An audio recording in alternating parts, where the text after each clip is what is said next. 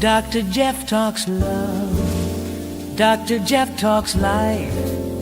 Answers your questions, cuts through the strife. Sex and intimacy, real and true.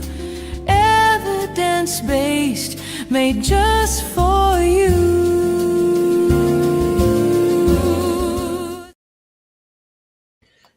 Hello, welcome to Dr. Jeff Talks About Sex and Intimacy. I'm your host, Dr. Jeffrey Alba. As bodies change, so do the ways we experience desire, arousal, and pleasure. Today, you are joining us for episode 67. Wow, that's crazy. Beyond Penetration, Rethinking Pleasure, Intimacy, and Sex, where we're rethinking intimacy beyond penetration and opening the door to new, deeply satisfying possibilities. It's going to be a really interesting episode.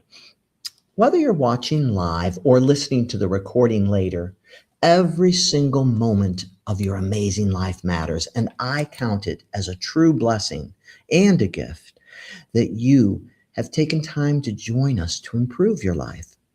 I sincerely thank you and want you to know that you are exactly what this podcast is all about. So welcome.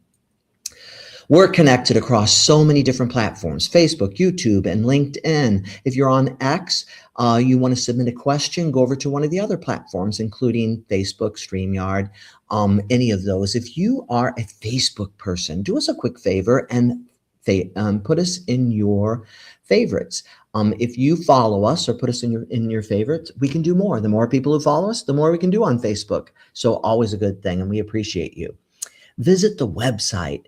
If you want to learn more about upcoming episodes, you can go to the calendar, but you can watch 66 amazing episodes with all the awesome guests we've had on.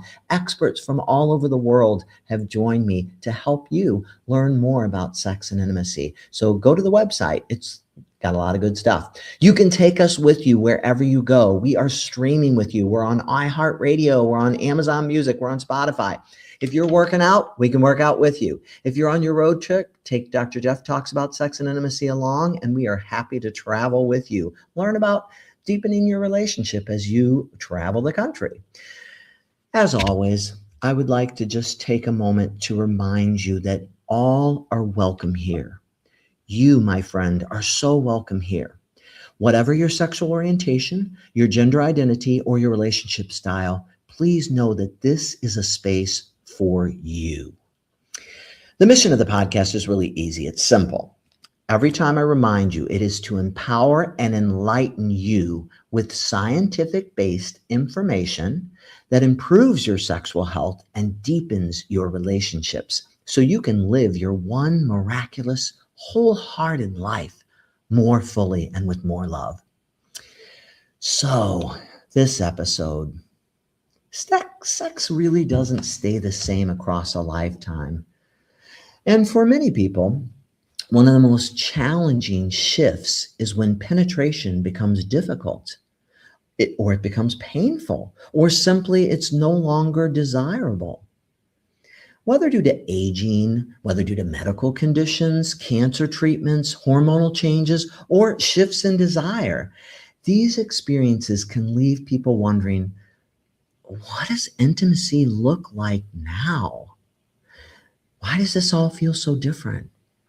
But too often we've been taught a very narrow definition of sex, one that centers on penetration as the main event. It is where we're headed, or even the goal.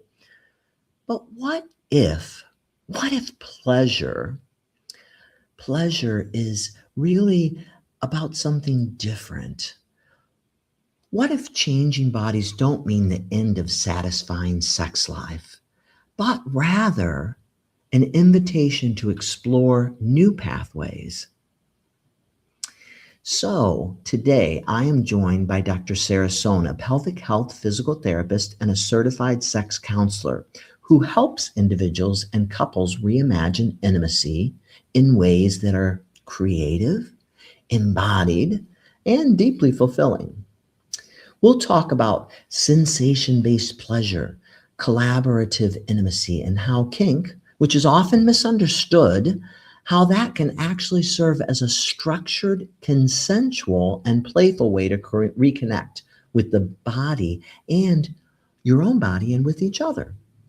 So, if you've ever felt limited by traditional definitions of sex, or you're navigating changes in your body or your relationship, this episode offers a new lens, one rooted in, I love this word, rooted in curiosity, adaptability, and possibility. So if you'd like to reach out to Dr. Sara Sohn, you can reach her at www.drSarasohn.com if you'd like to reach out to her yourself. And I am so happy to welcome my colleague, and that is Dr. Sara Sohn. Welcome to the episode. Hi, thank you so much for the warm welcome and also the smooth jazz. I am feeling really good now. That was really lovely. Yeah, Vic does an amazing job with our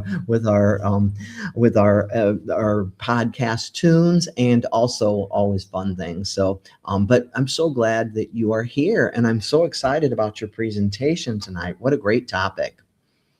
I can't wait. I am really excited too. I do want to make sure I am hearing a little bit of an echo on your end. Everything's good still? We're going good?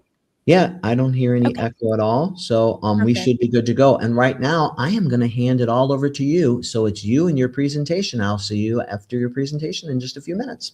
Sounds great. Thank you for having me again. Well, welcome. I am honored to be here for the first time. And if you are watching live or the recording, please do interact. I just love that feeling of knowing what was resonating, what people were thinking in the moment, what surprised them, what really landed. So please, whatever platform you're on, do interact. It leaves me with a lot of warm feelings to know where what's resonating. So, as Dr. Jeff mentioned, I'm a pelvic floor physical therapist and a sex counselor. I am in sunny Florida. I'm in North Florida. And I spend a lot of my time helping people with things like peeing their pants, pooping their pants, and issues with sex. And in doing that, we really learn the muscles and how to help people with these certain diagnosis, quote unquote. But the reality is that it's not just the reality is that it's not just the absence of pain or the absence of discomfort, but the presence of pleasure. And oftentimes in the work that I do, if somebody has a vulva, they would say, try some dilators or avoid the things that hurt.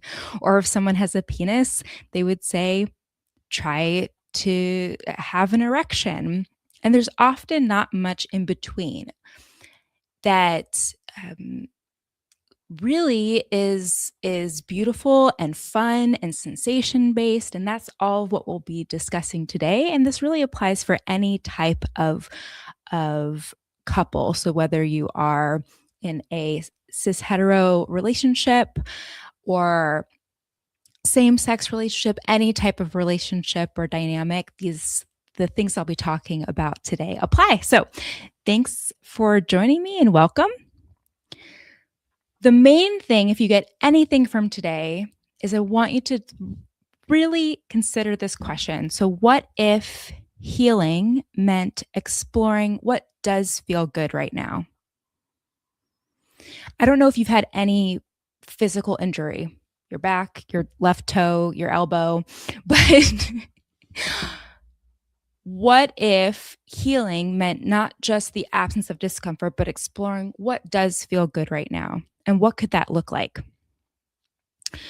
So for people that aren't familiar, usually the questions that I get when I do this talk are about pelvic health because people are really curious. You know, some people are so familiar with what I do. Some people aren't at all. Some people really understand the pelvic floor. So I'm going to do a very quick pelvic floor 101 just to kind of explain that so that we can move through some of the things that I'm wanting to bring to you today. But the pelvic floor, in these images, everyone has one. It's not like only people with the vulva have a pelvic floor. All genders have a pelvic floor, and it is important for many different things. That's what I want you to get from these two slides. It's important. We call them the 5 S's, and I'd love if you had a pen and paper, if you try to think what they might be. So I'm going to say the most fun one that we're talking about today, sex, right? But they have other functions. So another S is support. So actually supporting the organs that are there. Sphincter control, so peeing, pooping. Stability, so the pelvis actually ability to feel nice and strong and not have things like back pain and pubic symphysis pain and things like that. And then sump pump is ejaculation.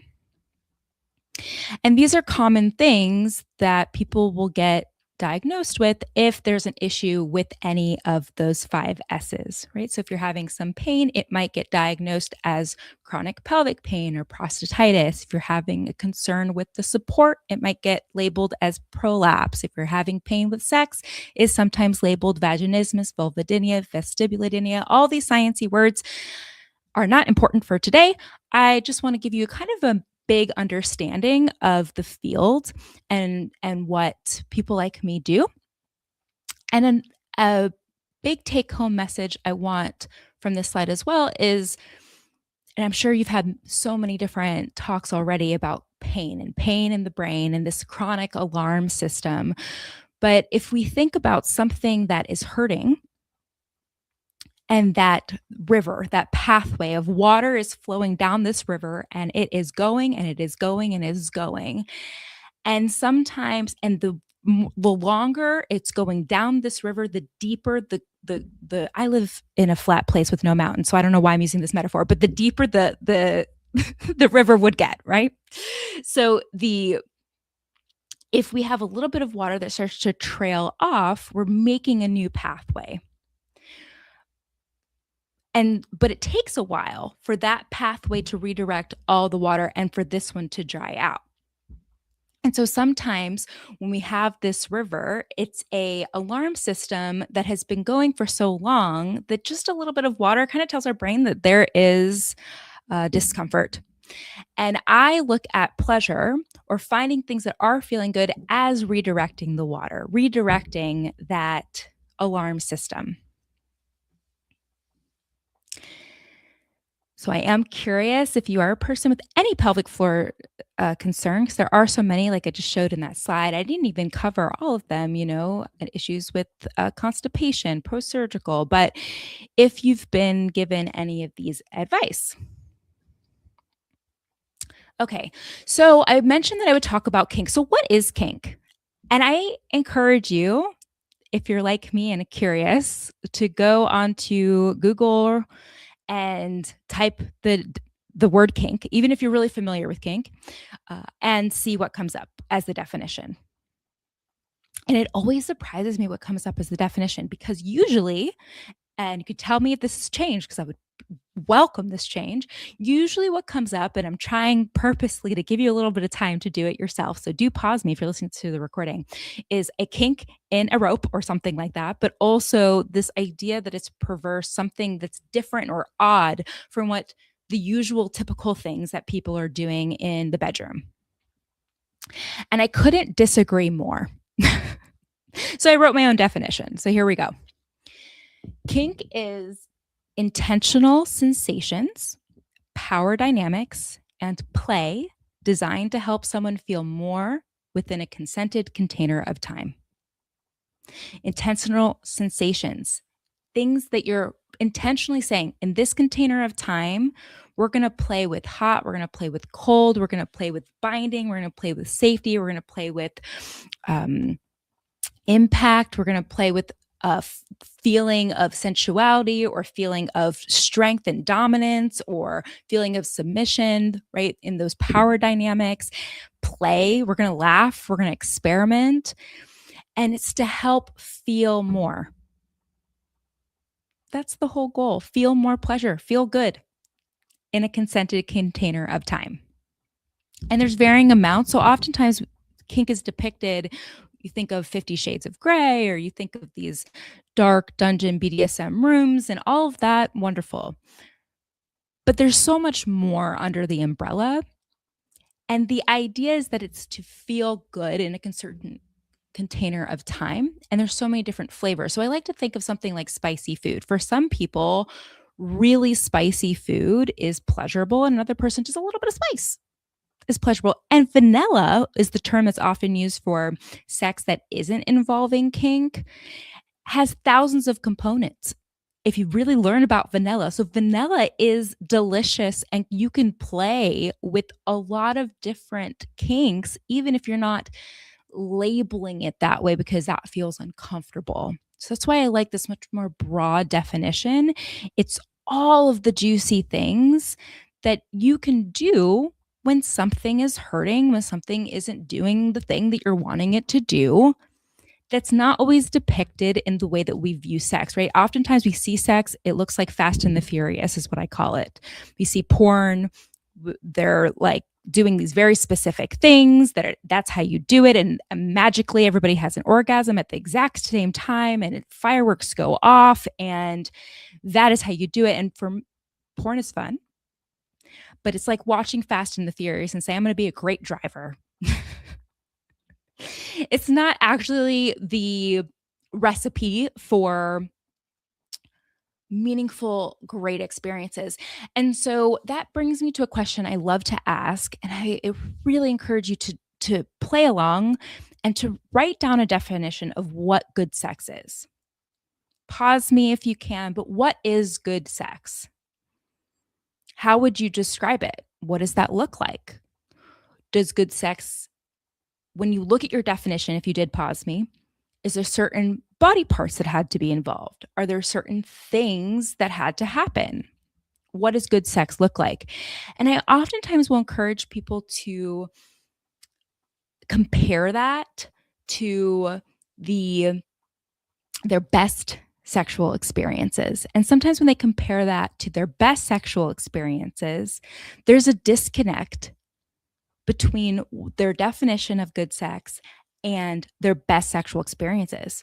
You know, sometimes during their best sexual experiences, there wasn't any pressure and there wasn't any orgasm. Even orgasm was denied. Maybe they were really into that. Or sometimes in those best sexual experiences, nothing was inserted, no toy, no penis, nothing, depending on what type of sex you have and with who.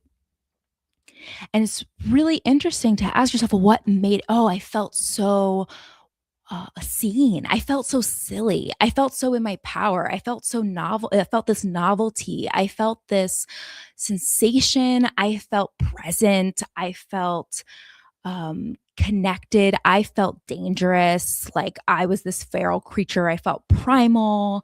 I felt delicious. I felt exuberant. You know, there's so many different ways in which describing what is good sex to us is much more vast. And kink enables so much exploration in that. So this is my favorite metaphor, especially for people that are having any form of discomfort or something isn't working the way you want it to. So if you are that person, I encourage you to take a piece of paper and just write down what it is that you feel like makes it difficult for you to have good sex. Maybe for this example, I'm going to say my, vulva hurts. And if anything is hurting or not working well, I encourage you to see a pelvic floor physical therapist. But writing that down, and then the things that you've done so far to try to make that better, right? So maybe I changed positions. I tried more lube. I took this pill. I wore a cock ring. I don't know. All those different things. And oftentimes when we're moving just away from pain or dysfunction, we're still on this target of we're just on the outside of pain or dysfunction. So we're pretty close to it. And any movement away, we're still right there at that bullseye. And so I like to think of it, well, what if we looked at a different target? What does feel good and what would go on that target? And for a lot of people, this is scary. It's very challenging. When I ask this question of what could go on that target, most people, especially if they've been in chronic pain, everything feels like edge play. Everything feels, that word meaning unsafe. Everything feels unsafe in their body. Everything feels like sometimes it's just disconnected because it's just been so long, have even asked that question. And so putting things on this playful target can actually be really challenging to think of what could go there. And so I encourage you to be patient if you try this and curious, like Dr. Jeff always says, of, okay, well, I'm not sure if this is on it. It might be really far on the outside. And then as I try it, maybe it's going to get closer to this pleasurable zone, but I'm curious, I'm open, and what all those things could be. And then re-ask yourself, well, what is great sex on this? What is involved? Maybe it's I'm wearing really casual clothing. It's not this like lingerie that makes you feel like I can't move. And there's a lot of sensory experiences. I'm listening to music while I'm wearing a blindfold. Like I like this blindfold called Music Cozy, and I don't sell it, I'm not plugging anything, but it plays music. So it's like this sensory experience, and someone's just touching my body in ways that I feel really sensory based, like getting really curious. And my favorite word, like Dr. Jeff, is creative. How I think when we can step into our imagination more, we have much better sexual experiences. Oh, okay. I'm seeing some questions come in. That's great. I can't wait. So my definition of great sex, I've put a lot of thought into this, is this model that I wrote. And I'm very proud of, to be honest with you. I love a good acronym. I have an acronym for everything, but I made sex into an acronym. And this is how I help people. So S is safety, what's feeling safe in your body. E is eroticism, what you like, even if you feel like it should be different, what's true and authentic for you. And the X is, if you want to guess, exploration. So how or why or when you want to explore this with another person, and great sex is right in the middle. This is my little definition. I'm very proud. So round of applause, please. Okay. So I'm going to give a few examples. And I don't like talking about people as like client or example, but for privacy reasons, these are real people that I'm going to be describing, and real people with full breadth of hobbies and individualism, right? That I don't want to be removed by describing very few details on a slide about this person, but I want the audience to see some examples of what I'm talking about and maybe even see themselves in some of the examples. So working with a person who had vaginismus, this is a diagnosis given to people that are having pain with insertion, and they really were trying to avoid pain to the point where every intimate encounter, even touch of other parts of the body, felt reactive, this like very strong reactive response, because if touch leads to something painful, why would I want to be touched? And so in the development of kind of exploring pain, we kind of played with what would it be like to be in control and look at pain as a sensation and not this terrifying thing that we're so afraid of happening. A sensation just like spicy food, that there can be way too much spicy food and we need to, drink some milk. Or we need to tone that down, or we need to revisit what type of I really need to come up with a better metaphor, because using curry as a sex metaphor is just not sexy. But but how can we play with this sensation of pain. So, what could it look like to play with it and find even pleasure in some of those sensations to feel more in control of when and how you're going to experience them? These were things like nipple clamps or impact play, which is a word for a broad sense of, a lot of people don't always know what kink is or can feel intimidating and taboo. And so, impact play can involve spanking, can involve toys. There's so many different forms. And so rethinking that, and it felt so powerful to say, this is the container of time that I'm going to experience this, and I know that it's going to go away, and to reorient her body to that sensation of not being so, and paired with working on reducing pain. It's not that we don't want to work on the cause of, my whole career is to help people not have pelvic floor concerns that cause pain, right? I'm not trying to gaslight anybody, their experience, or it's just part of the healing that I think is completely left out is accessing pleasure in many different creative ways that kink offers. I love this term from kink. It's really challenging to do this and speak to a wide variety of people in a small 20-minute sense of time. and cover all of these things. And so I just love the concept, if you want to take one that is often used in kink, of lab time. Lab time, let's say I'm using rope, and there's Japanese rope bondage is called shibari, and there's a lot to it. Some people use it for binding, some people use it for connection and intimacy, some people use it for just connection but it's not intimate. Some people, it's an art form and they use it just to take beautiful pictures. For some people it's a sensory experience. So there's so much to it.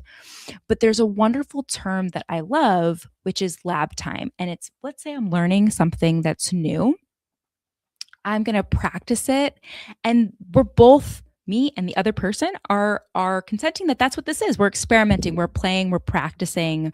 It's not this like full immersive experience that has the pressure of sex or a scene. It's a time to explore and get creative. And I love that phrasing. I love taking that on of do you have any lab time where you're just, there's no pressure. There's nothing that means it's going to be good, it's going to be bad. It's just experimenting and trying different things that are around your house. Sometimes when people get new into kink, they have, and I'm one of those people, I love to buy things in the toy collector, but you really can use things in your house. And there's so many ways, Kink University, one of my friends owns that, and there's so many, there's ways to do things safely, and always do your research, of course, but, between rope and texture, something hot, something cold, go around your house. They call, the fancy word for this is, or not fancy, but the word that's used for this in these areas is pervertibles.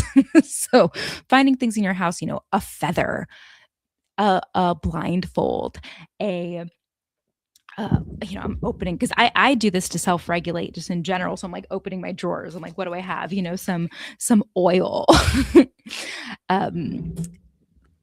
felt, getting different textures, and just trying and exploring with music, without music. What does it feel like in different parts of the body? Not just the genitals, the nipples, the armpits, the elbows, and getting really silly and creative. Another example, I'm a person that has diagnosed ADHD, and I struggle a lot with I call it neurosparkly or neuroseductive or whatever word that you want to put on it, but I struggle. And so this example is me, but I've had my own back injuries, multiple. And being a physical therapist, that can be a challenge. And so I've used rope for adaptive positions and rope play, but I've also found that kink in my own neurospicy brain is a gateway to feel regulated and ready and receptive for touch. There's some great research on this by Leanne Bornman, and make sure I say her name correctly. Yeah, Leanne Bornman. I am all about, for people with ADHD, how kink can be a gateway and sensations that really help the initiation of play and intimacy. I was working with a male in his late 50s who had some cardiac problems and wasn't able to have an erection and was really curious about prostate play. And the word in kink is pegging, but any form of prostate play, but was so afraid that if he wanted to explore that what that meant to his partner was that he was not straight, or that it carried all of these taboos of just having sensation of a certain part of his body. Right. And so what I love about kink and what I love about it really helps us to question some of the labels. Well, why is that label given to experiencing pleasure in a certain sensation in our body? And what does that even mean if we find if we're having those type of discussions, why is that such a bad or scary thing? But it really opened up connection of these lovely conversations of like, well, how I'm feeling vulnerable of I'm really curious about exploring this thing, but I don't want to be judged. And how often do we feel like that in sex when we're wanting to try something new or explore something new? And it really opened up a way for them to connect. She was super excited about it and excited about being able to connect without the pressure that she was feeling, like when they really heard each other around oh my gosh, we have to have an erection for sex and it's hard and frustrating, and being able to explore other forms of sensation and play. So I am mentioning my book, one, because I'm excited about it. I just released it, but it's called Heart to Heart. You'll probably have to type in on Amazon Heart to Heart Dr. Sara Sohn because, I am self-published. And if you don't share your own work, nobody will share it for you. But I really break down in my book what I'm talking about in terms of how to have these conversations. A lot of the tools that I've talked about so far and we'll talk about the next few slides come from my book in this little ritual section. So I wanted to just show you this if you're wanting some more resources. I designed it to be a workbook that's very experiential and very comfortable with stories and pictures that were drawn by my lovely partner, by the way. He also drew the image on the first slide of me in glasses. I used to have bangs, long hair, and rainbow glasses, so that used to look like me. And he drew a lot of the pictures. So it's really a gift of love that I'm very proud of. But one of the things in it is building a pleasure parfait. So if you are creative, for me, creativity really helps me to get to know myself better. It really helps me to feel playful. It really helps me with pleasure. And so I love this idea of a pleasure parfait. And it's something you can take a bite of. It's something that can change. It's not like you have to make this pleasure parfait and can never do it again. But what in the foundation are ways that you like to feel? And so, like I mentioned before, a lot of people, it can be almost impossible to say, hey, I like to feel confident. I don't, they can say they don't like to feel like breakable. Like, are you okay? Is everything okay? But they want to feel confident, or I want to feel seductive, or I want to feel this level of primalness, or have those words. So in my book, I do help with some different activities to give you that language if that doesn't come as naturally to you. But that's really the foundation in for great sex, in my opinion. And having those words and being able to center pleasurable experiencing around how you want to feel is a really hard question, but also a simple question, which I love. I love simple but hard questions. And then thinking about, okay, what would be the fillings in this parfait? What would go inside? What type of things would I like to try? How do I check in? What are the toppings? Something I might be curious about, but it's not like it has to happen. And what's that last bite? The things I do after that make me feel comfortable. And again, I really break down this activity in a much simpler way in my book. So I want you to leave with some tools that you can do just from this talk. But if it does feel a little overwhelming, I know that this can be I love that sex brings up so many different worldviews. And so I welcome all different worldviews. And so I want to welcome your worldview and your experience, which might be really different than mine. So if you think about kink that doesn't involve external sex organs, what are ideas that you have? So if you were to say, I'm kind of curious what that would look like. Here's just a few examples and a few ideas that I think are kind of good ways to start if you're curious, or ways to even move more into, right? Because if you're already a person that's like, girl, I'm kinky, then here's some things. So sensory based, thinking about senses, right? Smell, touch, sight. How often people have sex and think, what is that room going to smell like? What is it going to look like? What is it going to touch my body? Like, what am I going to see? And really get into that sensory experience, which I love in kink. They call the word that's used is scene. And that's all about creating this sensory container, this sensory experience. So things like blindfolds, I mentioned the music cozy, love that. But headphones, feathers, there's senses like violent wand, which is this electricity, which is fun, temperature with body safe candles. If you are curious about anything, these things, please do reach out. I can help with finding the toys and the resources to do all of these things safely. What about power based? So these could be things like stillness, praise, commands. And obviously, when you're talking about sex, you're not there's intimate experiences by yourself. Like I have had great sexual experiences by myself, but when you're engaging another person, there's another person you have to consider when you're talking about anything, especially when you talk about power play, right? But what are different things that you could play within there?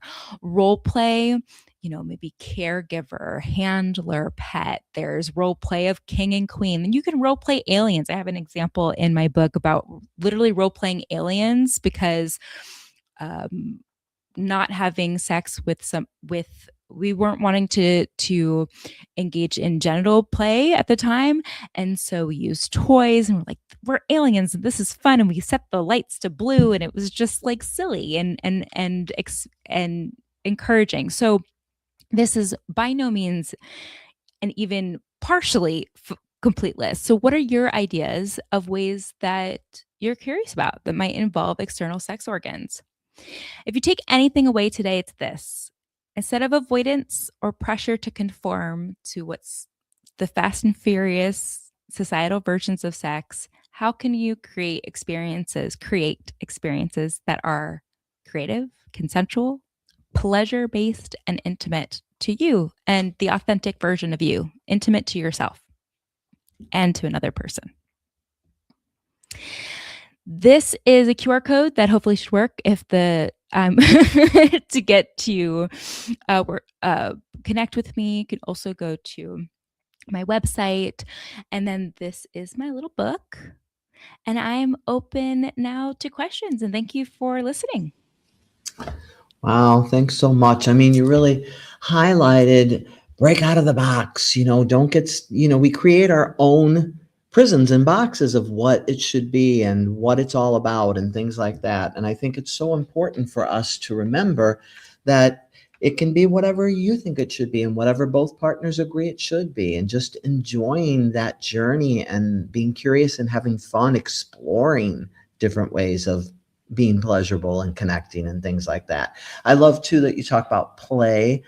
I think play is highly underrated. In fact, we're going to do a whole episode on play with therapist Lena Elkab. That's episode 71, where she's going to talk about how play can transform sex. I think it's so important, and the lightheartedness that you bring to it and talk about, I think is really hard because sometimes we just take ourselves entirely too seriously. Yeah, thank you for saying that, and hopefully I did okay with the time. But I think sometimes, especially when we have these words like kink and we have these very serious imaginations of leather, and it's what we're really talking about is, Midori is a great educator in kink and talks about that it's adult a childlike play with adult privilege, and I don't want to say her definition incorrectly, but adult privilege and rules, right? Like, Mhm. so we're really just breaking down, sometimes it just feels good to let things go and just be a little silly and play with Mhm. toys and get creative. And Yes, yes.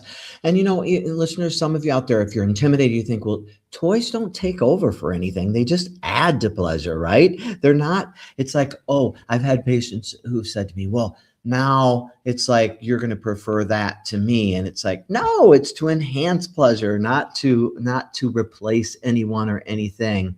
So I think it's important to remember all these fun things are just to enhance pleasure and connection. I love that you said that. My partner works with a lot of couples as well, and he was telling me that he was talking to a male that was feeling a little intimidated about toys and some of these things, and he was like, "Well, sometimes doesn't your hand get tired?" Yeah, wouldn't it be easier just to have something to make your hand a little less tired? Or doesn't your tongue just get a little bit like overworked, and wouldn't it just be a little easier to have? Yeah. And he was like, "Oh, yeah, that would be easier."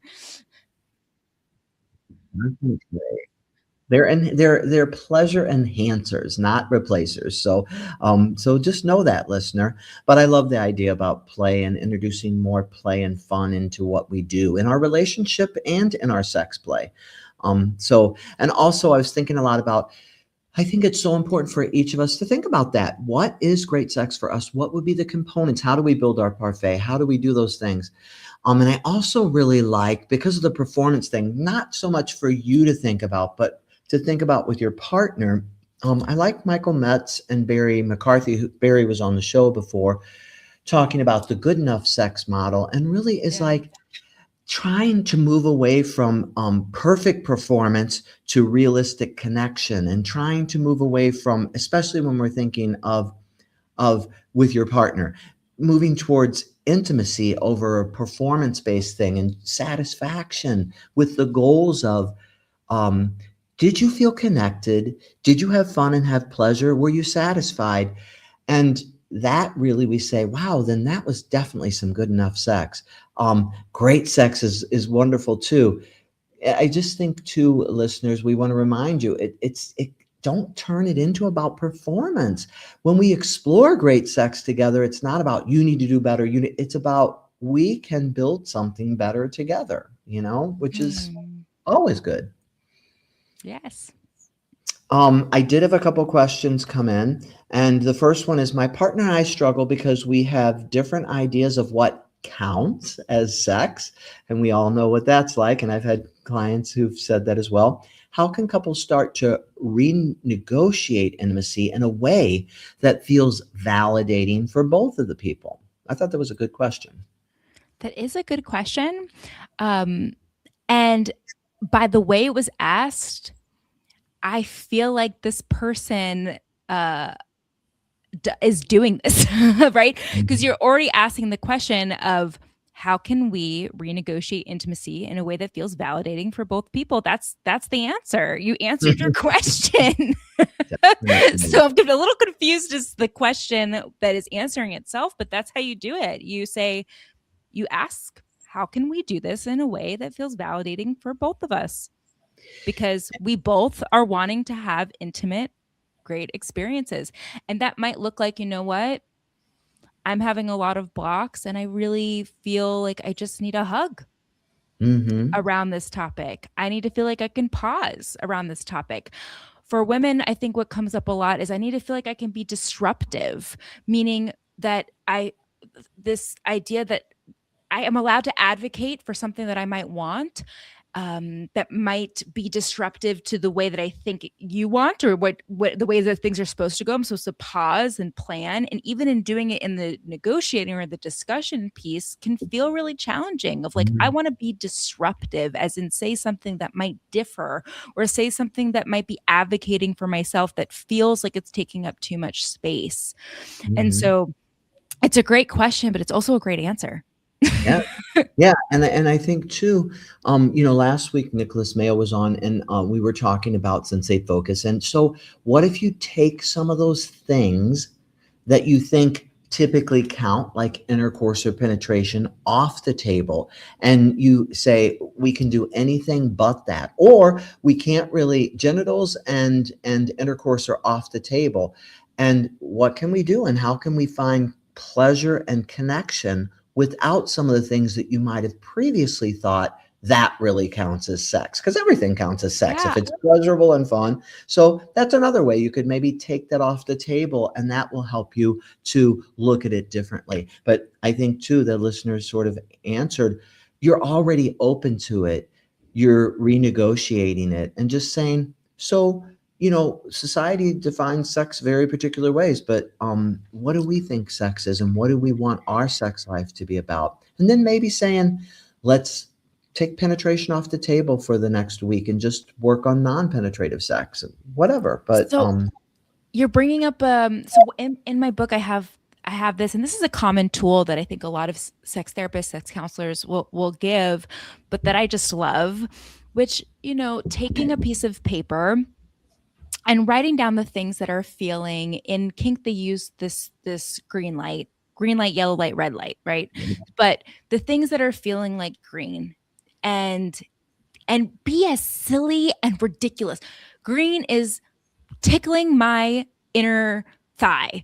Yellow, the yellow is usually the most important ones, but because that's just like, sometimes I like this, sometimes I don't like you licking the inside of my elbow, or and then touching my butt at the same time. Like, be as ridiculous and specific as possible, and make these lists, and then kind of just have a conversation with that other person and see what are both green. And those are the only things that go inside of a jar, and you call it your pleasure jar. And let's say you're going to have an intimate experience. You can pick 3 things from the jar, and it might be something like tickle Sarah's feet. For another person, that might be a totally red. I don't mind being tickled, but tickle Sarah's feet, lick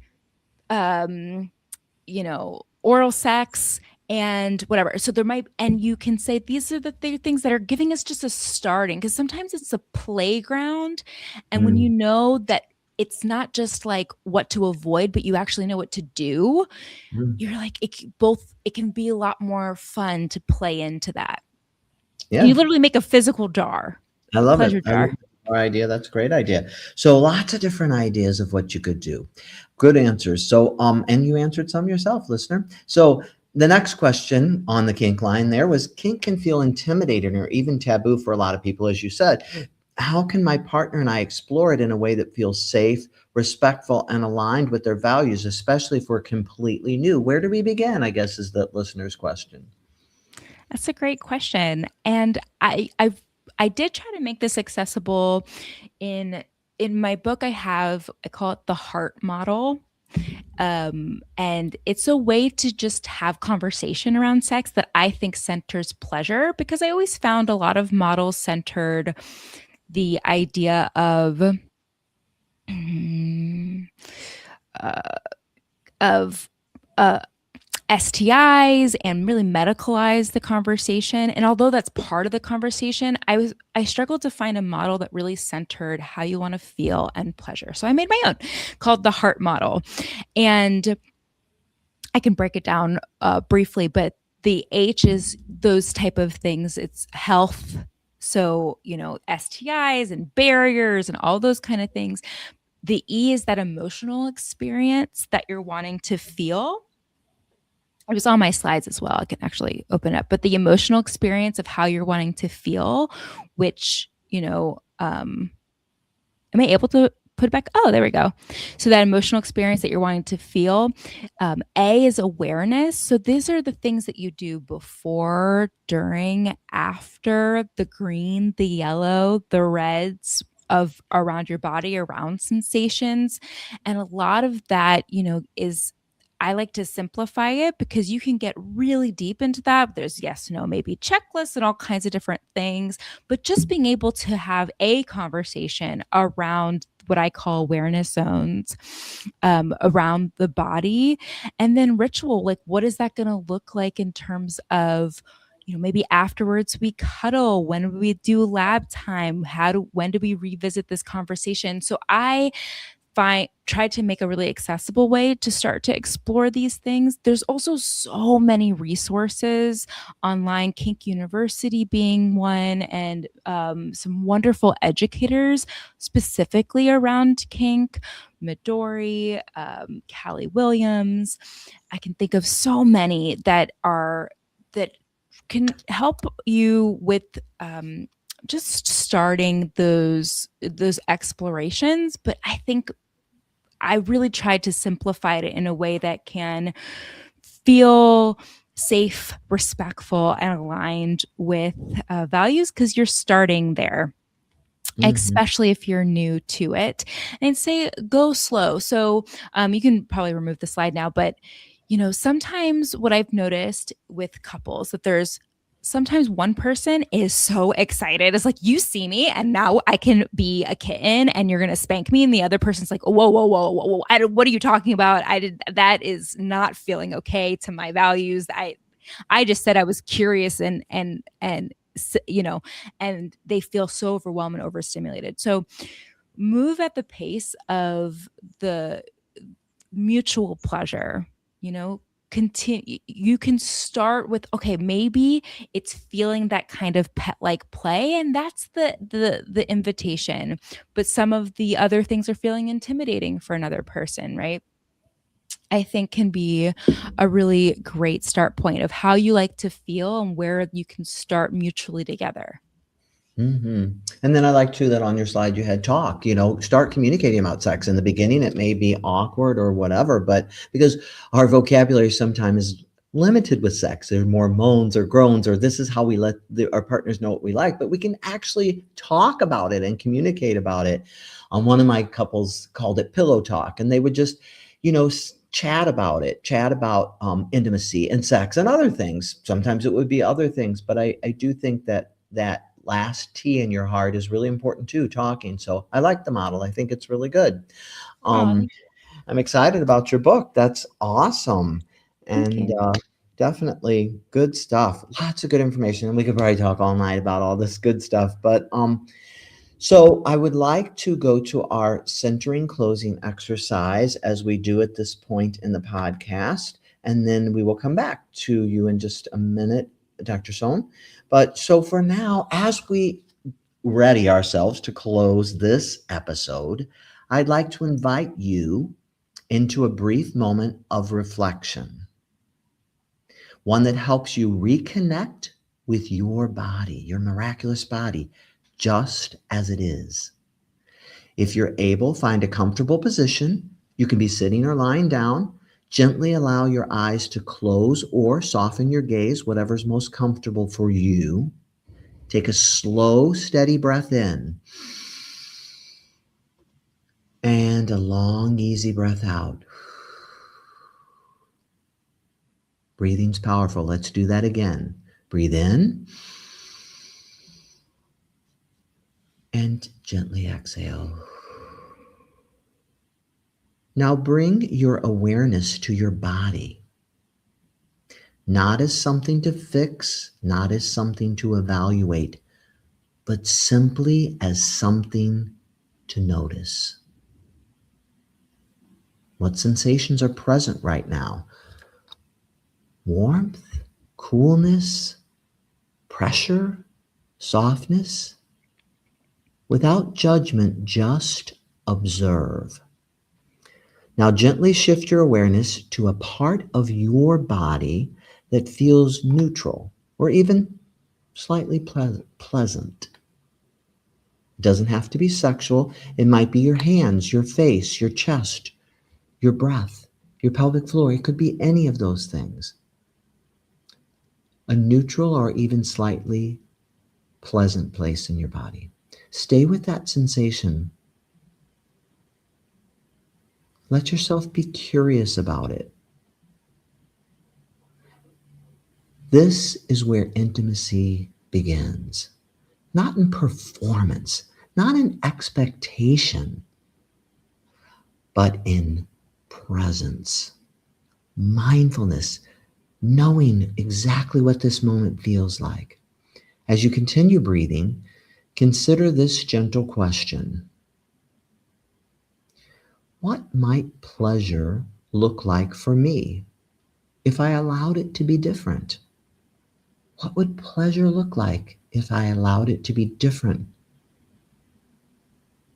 There's no need to answer this right away. Just let that question sit with you. Take it with you as you move forward. Take one more slow breath in. Gently exhale out. And when you're ready, gently bring your awareness back into the room. Carry that question with you. What might pleasure look like if I allowed it to be different? Well, this has been an awesome episode. What is coming up next week on Dr. Jeff Talks About Sex and Intimacy, Vic? Male infertility is far more common and far more treatable than many people realize. In this episode, Dr. Jeff is joined by renowned urologist and microsurgeon Dr. Landon Trost to unpack the causes of male infertility and the evolving science behind vasectomy reversal. Together, they explore who is a good candidate for reversal, what success really means, and how factors like time since vasectomy, partner age, and surgical technique influence outcomes. Join us on April 21st at 7 p.m. Central Time to learn more. Wow, that sperm is swimming there, Vic. You are so funny with those ticklers. They're great. But hey, and I love how, isn't it great? I mean, I really have to give kudos to Vic, Dr. Sohn. Isn't he great how he pops the slide back in there for us, how he does everything? It just works so beautifully with the episode. So Vic, Very kudos. impressive. I'd love to work with you, Vic, one day. Just really take some wonderful information and make it accessible for so many people. You do a great job. Definitely. He's got 5 different podcasts, including Dr. Jeff Talks About Sex and Intimacy, and they're all educational. So really good stuff, Vic.